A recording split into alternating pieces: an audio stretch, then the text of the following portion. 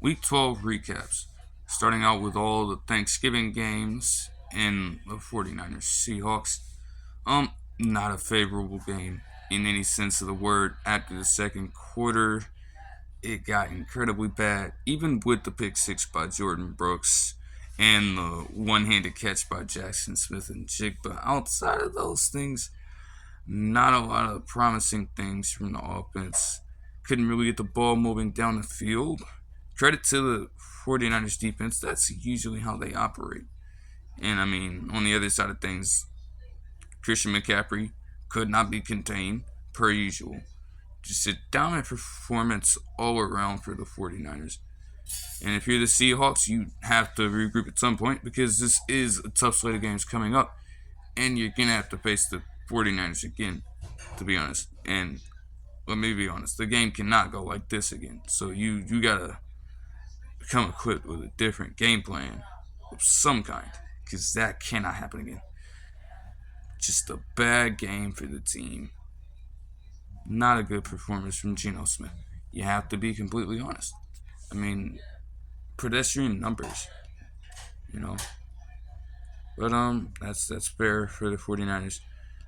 Packers Lions, to be honest, the way that Rashan Gary played with his 3 sacks and multiple forced fumbles. I mean, shit, like this could have gotten way worse, to be real. So you have to give the Packers credit for coming out with the win.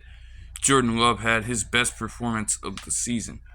Now, I don't know how I really don't know how consistent this is, but you do like to see Christian Watson getting 5 catches for 94 yards and a touchdown, and that helped him a ton.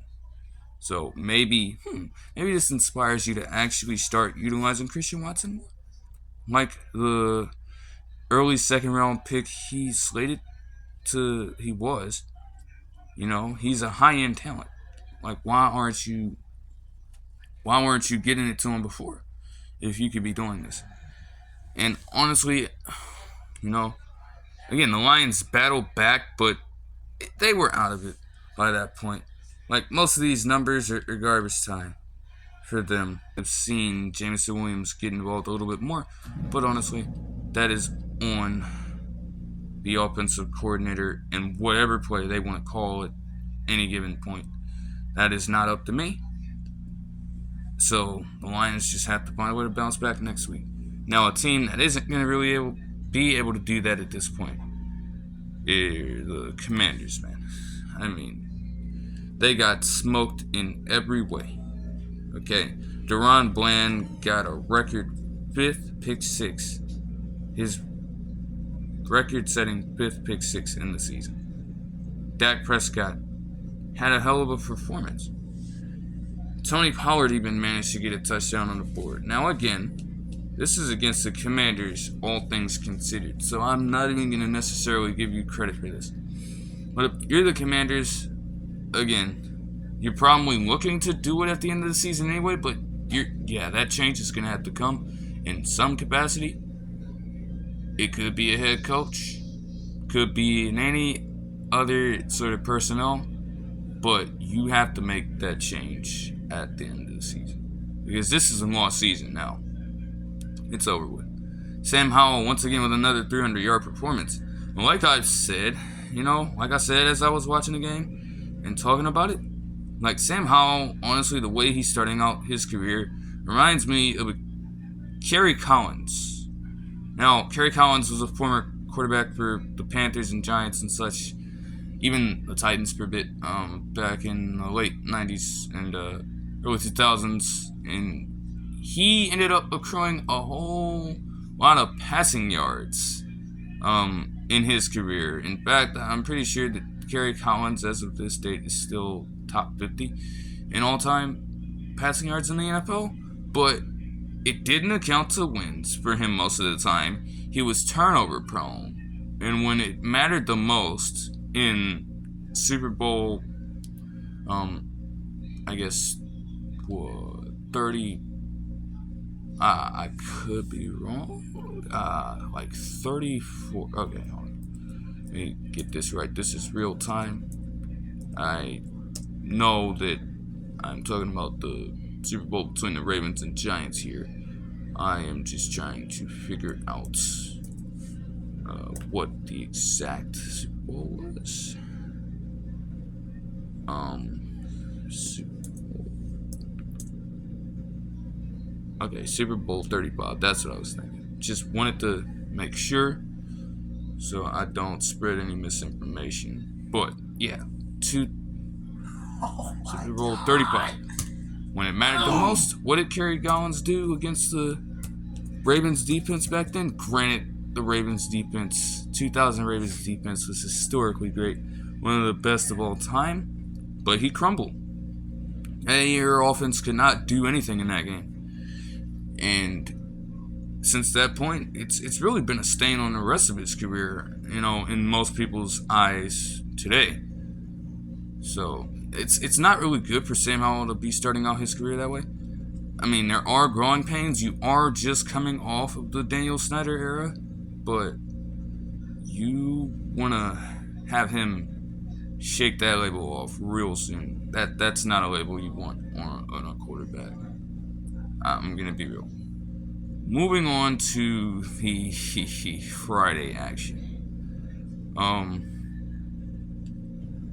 The first Black Friday game, yeah, it was like Tua Tagovailoa, by definition, did not have a great performance. He really didn't have to, because the Jets are just like, they are, to honestly call them inept at this point is being quite generous to this, whatever you call this anymore, if you're the Jets. But at least they did have 200-yard wide receivers, the Dolphins, in Waddle and Hill, because of course. On the Jets side, I mean, honestly, I really don't know what to say anymore. Like, you are just finding yourselves in a situation every week where you're just making new content for analysts and regular fans of football to just eat up on a daily basis. That fucking Hail Mary attempt to end off the half was just egregious. I don't know why you do it. And then you have Javon Holland go essentially 99 yards untouched, and Tim Boyle gets the shit, his fucking ankles broken. He got his ankles broken, and he gave up a pick 6 on that play. Somebody put it best. They went from the butt fumble to the fucking Hail Mary in this fucking situation. People really thought that Tim Boyle was the answer. He ended up throwing a touchdown, but by that point, it was over. It was way past over. I'm sure that a bunch of people in the stadium, because I was watching the game on Twitch, honestly, I'm sure that a lot of people left that damn stadium and just went home. In fact, there were probably some news reports of somebody like rioting in one of these stores, because it was Black Friday, all things considered. So people probably just went on to do that for the rest of the day instead of watching that shit play out. Sunday action starting out in a little out of order with the slates and everything, but going into the Chiefs and Raiders game, it started off sloppy for the Chiefs, giving up a damn 63-yard touchdown run to Josh Jacobs and going down 14-0. But they ended up coming back, going on a 31-3 run of sorts. Isaiah Pacheco with a couple touchdown runs, Patrick Mahomes with a couple touchdown passes. Rashan Rice had 107 receiving yards and a touchdown. So, I mean, it's, the wide receiver problem is still existent, but I guess, with the production that Rashan Rice is having, maybe he's turning into the number one. I just would really love to see them give Justin Ross a chance. And I don't think Patrick Mahomes minds giving him a chance either, but, the plays aren't being called for him and he's not seeing playing time, and that's really something you can't control at the moment. But you would hope that they try to do that in the future. Defense, after those couple touchdown drives they gave up, actually played solid for the rest of the game. Josh Jacobs had an efficient performance, all things considered. But again, after that touchdown run, couldn't really get anything going. More credit to the Chiefs defense. And Aiden O'Connell, he did exactly what you expect. He didn't go out there and win them this game. Obviously. He didn't turn the ball over either, to where things could have gotten way worse. So, that's really all you can ask for. But, the Raiders might be having to look for somebody, because they think Jimmy Garoppolo coming back is going to solve the problem. I don't think so. You have to try to look for a younger talent. I don't know. You don't have the answer in there right now. That's just to be real. Saints Falcons, man. Jameis Winston is a clown for doing what he did at halftime with Derek Carr. Derek Carr is still a stat patter, and tried to explain for some reason, obviating all blame for the pick six that he threw. He disheveled all of that blame. He didn't take any accountability for that action or any responsibility at all. He fucking stares down Jesse Bates. Jesse Bates knew where he was going with the football. That was the area he was supposed to cover, and so he, with anticipation, ran to that part of the field. And then as soon as Derek Carr locks on, does he not recognize that Jesse Bates in that moment is watching his eyes? Stares him down and throws it right to that area. And Jesse Bates is right there. Oh, I wonder why. I don't understand why that is still a fucking thing right now. That continues to happen at every level, And I guess it is the case sometimes, but shit. I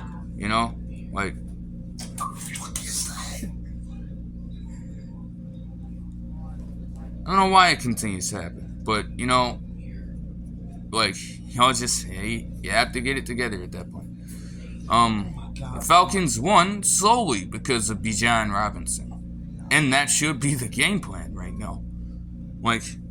You're on and off with your quarterbacks, and your quarterbacks, no matter who's in, can't seem to get it to your wide receivers a whole lot, even though Drake London did have 91 receiving yards in this game. But you want to get Bijan Robinson the ball. And even in backup roles, Tyler Algier, you're finally trying to incorporate this two-back system by having Bijan Robinson as the lead back, which he should be. But Tyler Algier with 10 for 64. It's not hard. And then they actually got Cordero Patterson involved too. In the run game, at least. 8 for 43. That's a solid performance. That's what you want to see. So the fact that they continue to abandon this time after time and try to put the game in Desmond Ridder's hands it's not a smart idea. You're seeing this happen, and honestly, pretty much all of the Falcons' wins have come from things like this, where you're actually trying to incorporate more of the run game and getting the ball to more of your weapons. Even if you didn't have a 100-yard receiver, that's fine, because you win the game by getting it in the hands of your true playmakers. You are not winning the game with the ball in Desmond Ridder's hands. And the sooner they learn that, at least until they decide to make a change, possibly draft the quarterback this year, you are going to, things are going to change tremendously. Not so much for the Patriots or Giants for that matter, but the Giants have a better record. They beat them head to head. Honestly, this whole game was just ass. I really don't know what to say anymore. What I can say is that Ramondre Stevenson has consistently kept the Patriots in these games for the past couple of years. And they still couldn't win because, long ago were the days of Tom Brady. Even fucking Matt Castle could have stepped in and have done a better job than this. You had Steven Gostowski, Adam Vinatieri, even Nick Folk for a period of time. And your fucking kicker can't make a 35-yard field goal to tie the game up. Like, the Patriots have fallen from grace, and as I continue to say, any Patriots haters out there, any hardcore Patriots haters out there are on cloud 9, living fucking life this season. Because this is ridiculous. This is atrocious. When the Giants manage to actually beat you in a game like this, where honestly, outside of Jalen Hyatt getting 5 receptions for 109 yards, and Saquon Barkley doing the most he could with the limited amount of touches he even had, nobody else wanted to win. Nobody else on the Giants wanted to win, and they still found a way to do so against you. That's a problem. Like, nah, man. While the Patriots have fallen from grace, I guess you could say the Giants have kind of fallen off quickly. Like, this was a playoff team. This was a playoff team last season. And they still have 2 more primetime games. They still do. So this is rough shit right now. This is uncharted territory. Panthers, Titans, same thing. Battle of bad, to be honest. Frank Reich got fired after this. And honestly, I guess it kind of makes sense. It's a lost season anyway. Frank Reich wasn't getting the job done. But then they decide to elevate a special teams coordinator. You think a special teams coordinator is going to unlock Bryce Young? I don't really think so. Either they should have already been trying to hit up Ken Dorsey for a job, or if they're going to wait until the offseason, you need to be looking towards somebody like Ken Dorsey, to be honest, and elevate him to a head coach. Give him a shot. Honestly, you have to kind of go for broke in a situation like that. You can't cut any corners here. You have to take your chances when you can. That would have felt like a calculated risk, to be honest. You need something, anything.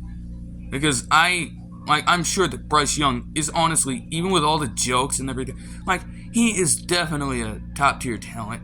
And it's not showing for many reasons. It's rough for him, of course, but also the entire situation around him has gone to shit. So everything has to be examined in a situation like this. The Titans, I guess Derek Henry finished with an okay game. Nothing much to say outside of that, though. It's a fine performance from Will Levis, Bro, oh my gosh, bro. This fucking game is fucking terrible. Oh my.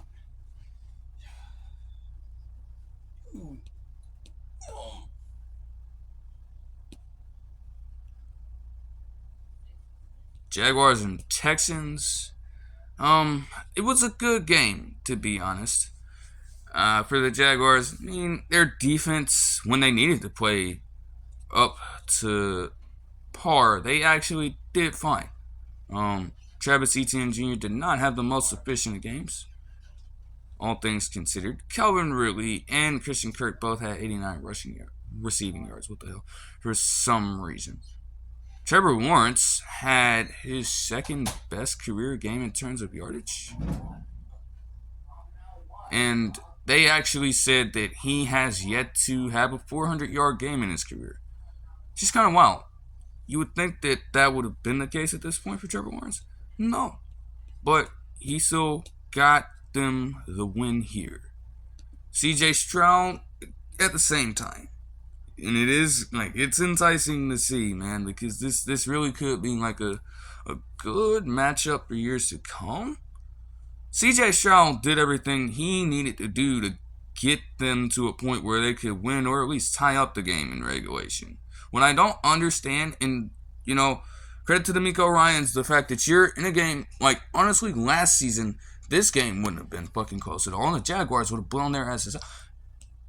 But, credit to Nico Collins, credit to Tank Dell, credit to Devin Singletary, credit to CJ Stroud, credit to everybody. DeMeco Ryans is doing a hell of a job down there in Houston.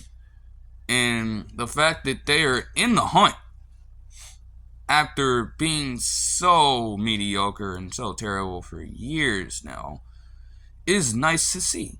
The only thing I don't understand is the fourth down at the end of the game. Okay? Instead of trying to get closer to field goal range, and instead of just trying to pick up the first down, I feel like there is no way that you get Matthew Amendola to go out there and try to make a 58-yard field goal when he had never made a 50-yard field goal in a game in his career in the NFL. And the last time he did it was in high school. From that far, he hadn't even made one from 50 plus. So you expect him to make it from damn near 60? I didn't really understand that. I can kind of understand that you would just straight up go for the field goal there. Because either way, if you don't get the fourth down, if you don't get the field goal, then the game's over either way. But I feel like the way that CJ Stroud's been playing, you think that you would have enough trust in him. Any problem with us, all things considered. But you would think that you'd have enough trust in him to actually pick up the first down. And there's honestly a good chance that could have happened. I feel like that's a risk you would have to take. Because the man had never done it before. Why did you think it was going to start then? And granted, he got close. But, you have to try your best to pick up the first down. Get closer and get it into a range where Amendola could actually thrive. Because under 50 yards, he's honestly fairly efficient as a kicker. Some people have the leg and some don't. And he certainly, historically speaking, doesn't. But I guess it got close. Tough loss. But the Texans, I'm sure they'll find a way to bounce back. Steelers, Bengals, the only headline that matters. The game after Matt Canada gets fired, they pick up 400 total yards on offense for the first time in 58 games. 58 games with going under 400 yards. They actually had a winning record somehow, and it does sound like bullshit, but at the same time, that's kind of typical Steelers football, to be honest. You look across their entire history, man, it's like, that is just how they win football games, and there's not really anything you can do about it. But even then, those offenses manage to do some damage every now and then. So it's like, but it finally happened, and everybody can rejoice. The problem now is converting on these drives. Now you were able to push the ball down the field, but you couldn't close out drives the way you wanted to in a variety of ways. And also, in some cases in this game, it took the effort and passion out of the players. I don't know what the hell Deontay Johnson was doing when Jalen Warren fumbled the ball, but you don't just walk off. You don't just walk nonchalantly away from the play and not show any effort to try to help your team get the ball back. You just walk away and let the Bengals take it away from you. I'm sure he got a load of fucking berating from somebody. Maybe it was Tomlin. Maybe it was the wide receivers coach. Somebody cussed his ass out on that sideline. In the locker room, they probably let him have it. I'm sure. Because that's unacceptable. You know what I'm saying? You need to keep your head in the fucking game, bro. That is a pretty diva-style move for a wide receiver that consistently drops passes. One of the worst in the league when it comes to drop passes. You have no lane to do something like that. So put your fucking head down. Okay? Do what you can to help the team at any point. And even if you are dropping these passes, like, you need to at least show effort. Man, you cannot be out here just lackadaisical like that. That's ridiculous. Another tough loss for the Bengals with Browning at the helm. And honestly, starting out, I guess Browning did okay, but, you know, like, it's Browning, it's not Burrow. It's not Burrow, man. That is going to be tough at times. I think, you know. Like, it's going to be rough for the Bengals down the stretch. They may miss the playoffs. I don't know how many games Jake Browning can go out there and win for you. It probably can happen. So. Bucs and Colts. Jonathan Taylor had a great performance, you know. No runs over 20 yards, but 15 rushes for 91 yards and 2 touchdowns. I think that is a great game from him. One of the better ones he's had since he's returned. Michael Pittman had 10 receptions for 107. The Bucs, they were trying their best to claw back, but no, they lost it just completely at the end. And, I mean, Rashan White, let me tell you something. It is a waste of a game because for Rashan White to put up 15 rushes for 100 yards, right? And have the team as a whole get 19 for 125?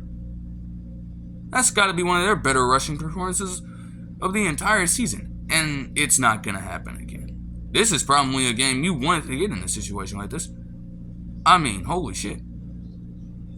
But no, you fumble it at the end of the game, and that's that. You know, like, just the Bucs need to. I mean, this honestly, this is kind of the game you wanted. You want to get this one. It's plain and simple. I could say that they played crappy, but no, honestly, when you're pulling shit off like that, you want to win this game. Turnovers got you in the end. Gotta credit the Colts defense there. You know. Rams, Cardinals, there isn't much to say here. I mean, Kyren Williams, who was returning from injury, dominant performance from him. And Tyler Higbee also had 2 touchdowns. Matthew Stafford actually managed to win a game without getting the ball to Puka and Cooper Kupp. But honestly, you were able to get this win in a situation like that only because you played against the Cardinals. You don't get Puka and Cooper Kupp the ball in a game against a better opponent, and you're going to fucking lose. I'm going to be perfectly honest. Those are receivers you want to get the ball every single down. Most downs, at least. Not every single down. They're going to catch on. But you want to get them the ball ad nauseum. There's no shot that they finish with a combined 7 receptions for 45 yards. Do that. Try that against a better opponent and see what happens. You know, the Cardinals are they're shitty. They're just shitty this season. It's over. Okay? And it's not even like they can really try to improve their draft value, draft spot at least. They can't really get any higher up than they are. I guess they can, but it's like when push comes to shove, you're gonna have to see what the Bears do, and I'll get to that later on. But there's a good chance that Caleb Williams might not necessarily come to you. We'll see. Broncos, Browns. Man, have the Broncos turned it around. As I continue to state, all of you fucking haters, you must apologize. Now. Okay? You know? I get that Russell Wilson can sometimes be a little goofy.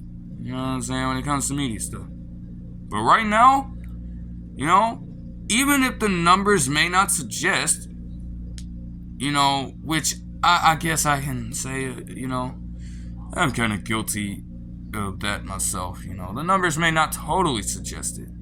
But when you watch through these last few games of his, he's playing some of his best football. I mean, the throws, the running ability, picking up a rushing touchdown in this one, just leading his team down the field with relatively good efficiency.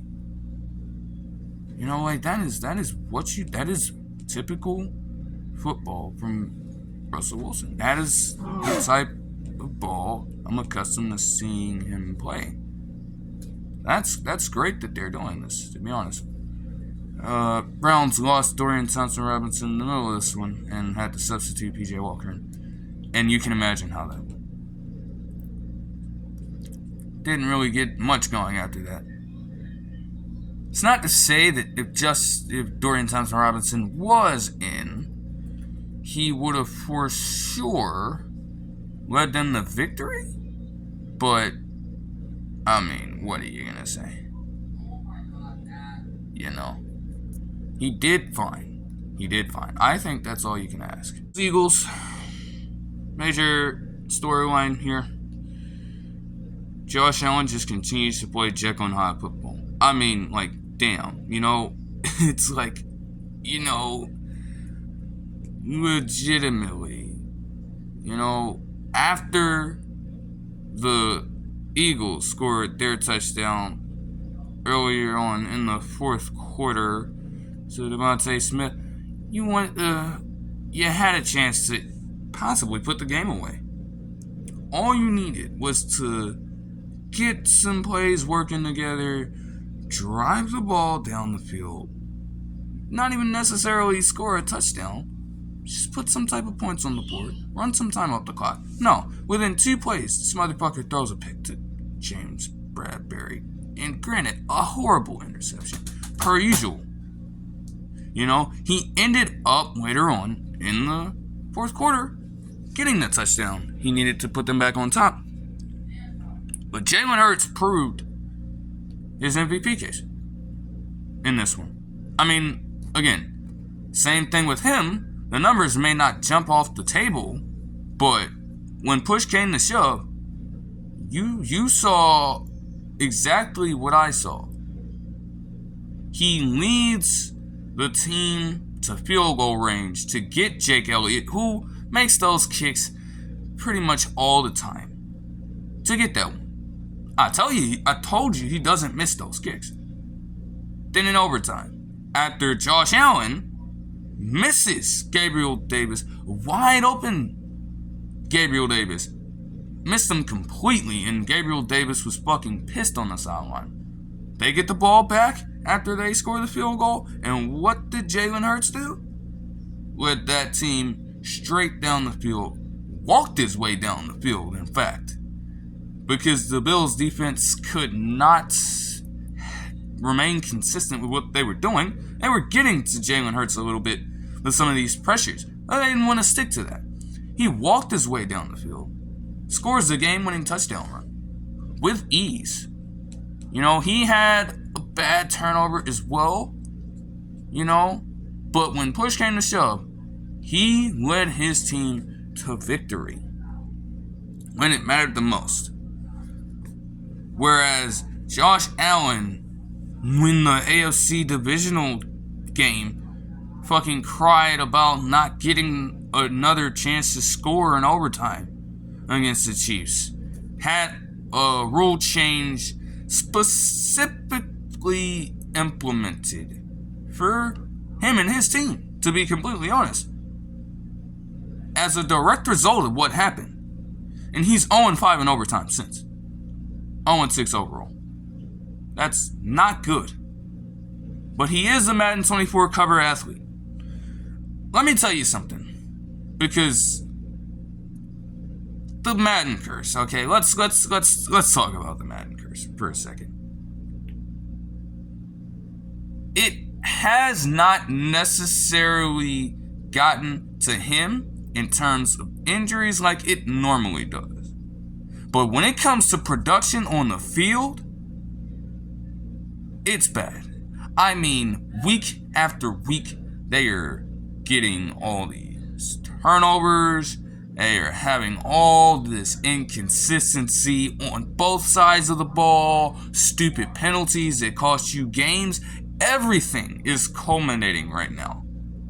And even the injuries to other players. But that's unrelated stuff. That happens. Everything is going wrong for the Bills this season. That is their Madden curse. Everything is going to shit right now. He's one of the worst quarterbacks in the league when it comes to total turnovers. In fact, I think has the second most behind another player that I'll be talking about very soon. But it's just horrible. It's horrible, you know. I mean, like, damn, you know. Like, the Bills, you really cannot afford to lose another one. If they lose another one, by definition, I don't care how tight the AFC is, they're probably out if they lose another one. They can't afford to do so. And with the Ravens beating the Chargers in a game that shouldn't have even been close, given how the Ravens defense was able to clamp down on the Chargers so easily. You think that they would have been able to score way more than 20 points also. But their offense continues to be passive for whatever reason. You know, I get wanting to assert your dominance with the rushing game. But at the same time, even then, that did not work to perfection. It's not even that it has to. But you continue to call some of the most inept plays. And you would go 3 and out with chances to put the game away effectively. Your defense was doing their job all night up until the one touchdown. And even then, you could really say that it wasn't necessarily garbage time because the Chargers got a chance to get it back. But if you get just one extra drive with points on the board, and I'm not even counting the Justin Tucker missed field goal, you probably win with ease. It did not have to be this close, and yet it was. Keaton Mitchell had a good performance. It's great to see that they're actually trying to use him again. Zay Flowers had a fine all-around performance, I suppose. You know, Isaiah Likely got a few catches here and there. Yeah, Justin Herbert, man. Oh boy, you know, because it's just ridiculous. Like, you know, the Chargers are out of it. They're out. Okay. The AFC West is probably going to come down to the Chiefs and the Broncos. And honestly, the Chiefs will probably do their best to win out. So probably the Chiefs. The Broncos probably have a better chance to get in, depending on how the rest of the AFC does. But those two teams are definitely a couple of looks for potentially getting into the playoffs. The Chargers are fucking done. They're done. Like, Justin Herbert, bro. I mean, it is just horrible. It is horrible, you know. Just mediocre record, mediocre numbers. It's like, what more can you ask for? I mean, goodness. It's not even like your defense played that bad this time. So there's not even any blame that should go there. Really, they did what they had to do, and then when it got late, they give up the 37-yard touchdown run by Zay Flowers because they're fucking tired. You're going 3 and out or having quick drives that don't go anywhere every single time, and you expect them to continue to help your ass out perfectly. Like, no, that can't happen. You have to do your job, and he simply did not. Now, the game yesterday, The Bears are the first team in the NFL this season in 29 tries to win without scoring a single touchdown. Honestly, I'd have to do my research and look back at other years. 29 times of that happening sounds like a very high number to me. I mean, like, yeah, that is not a good look at all. To be real, that's not a good look. It's just, damn, DJ Moore at the end of the game, he had plays at the end of the game that helped them win. Justin Fields, after fumbling those couple times, you would think that his mind would be totally out of actually trying to get the team to win, but no, he kept his head in there. Credit to him. He got them down the field and got Carr Santos in position to make the game-winning field goal. Now, Josh Dobbs had a horrible performance. I understand that all 4 picks aren't on Josh Dobbs by any means. I get that completely. But a good portion of them were fucking horrible. And you are the one stepping back in the pocket, dropping back, throwing these. So there's just not a way that you don't fault Josh Dobbs at all. He has to get some blame in this. There's no way. Granted, it was another game from the Bears side of things that if you're forcing all these turnovers, you should have been able to put a bit more points on the board. Now, this is the Bears compared to the Ravens, don't get me wrong, but you got to do a better job of helping your defense out. Because again, the one touchdown that came in this, I can chalk that up to the defense being tired. Like, what the hell are they supposed to do? They're not going to be locked in for a full game when you're having all these short drives that stall out and they're constantly going on and off the field, up and down the field, to try to help the other side of the ball accomplish something. Nah, it doesn't work that way. But that'll do it for this one. I hope you guys enjoyed the video, and I'll see you guys in the next one. Peace.